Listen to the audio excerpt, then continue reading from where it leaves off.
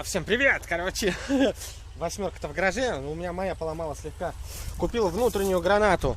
Короче, кому интересно, будет полноценный, правда, ролик. Вот. Что там у нас по пробегу? Так, по пробегу у нас 747 347 километров. Короче, все классно. Проблема в чем? Я уже проездил очень много. Блин, не могу подлезть, короче. Вот он, вверх-вниз. Там болтается очень сильно. Короче, сейчас посмотрим, что будет. Будет очень интересно. Там даже этот хомут оторвало уже. Хоба, и вот она причина. Вот он, триподик родной, подожженный. Вот он, подожженный. То бишь вообще все болтается, как говорится. И он горячий-горячий. Он вообще как кипяток. Если хотя берешь это, ну да, не такие сильные люфты.